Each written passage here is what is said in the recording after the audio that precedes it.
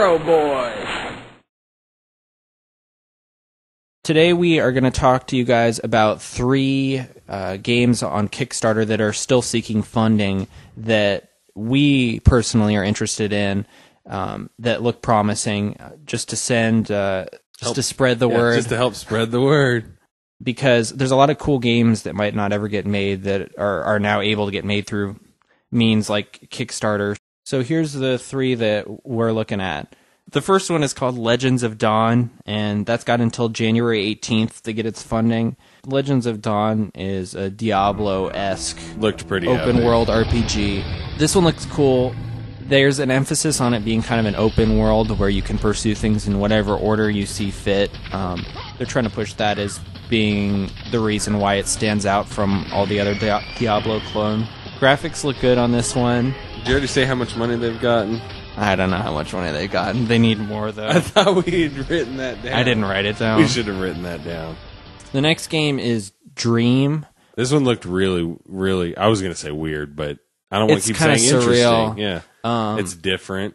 This one is really hard to find on Kickstarter because they didn't have the forethought to give it a name more unique than the word Dream, and there's a lot of other similarly named things. So if you have to look under video games and then search Dream, and you'll find it eventually.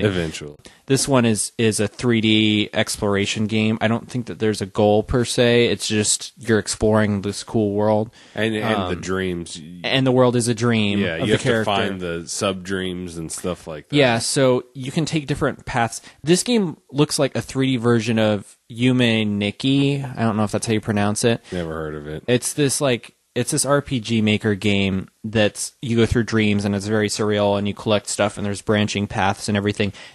If this wasn't inspired by Yume Nikki, I don't know how you say it, I would be amazed because it's very, very similar. So you're in a dream and each route you can take, like there's a desert and then that merges into a classroom which merges into a hallway. Yeah. Like everything is kind of surreal and blended together. But depending upon which route you take, it goes into kind of sub-dreams, and then after you cross through enough of these, it gets to a nightmare, which I guess is some sort of challenging thing that you have to complete, and then that completes that section of the game, and then there's subsequent series of that same process. Did they say that there's like problem solving in it too? Because there are some parts where if you go back and play through some of the other sub dreams and find new dreams, it helps you later on like figure stuff out. It looks like there would be a lot of replay value because you could just go through the same exact scenarios and then take different paths and end up in completely different places. The graphics look good, and it looks like they have a lot of it done already. Graphics actually looked really good, I thought. As far as Kickstarters go, they had a pretty obviously not complete product, but a pretty well put together product already to really show off what they were trying to do, and that one looks cool. And the last one that has caught our eye recently is called Radio the Universe. That one needs funding by January 23rd. I think this one was the one that actually interested me the most. This looks really cool. It's a pixel art game, as is the trend with indie games, but it's done really well.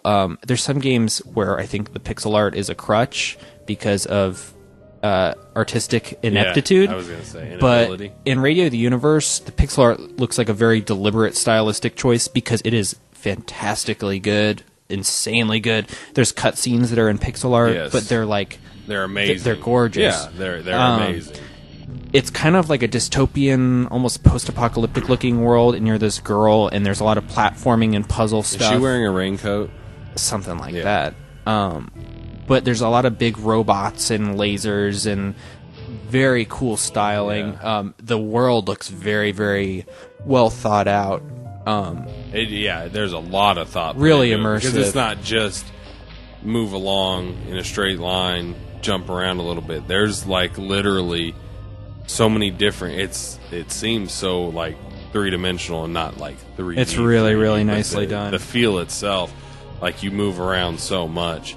And in that video, just the music they use and everything to set the mood for the game. It's all very well paired. It all fits together so well that I would say it has to be good with how well they've done. There was obviously a lot of planning and conceptual work put into it because it's a really cohesive product that they have together, and it's not even funded yet, and it already looked like you're looking at footage of a completed game.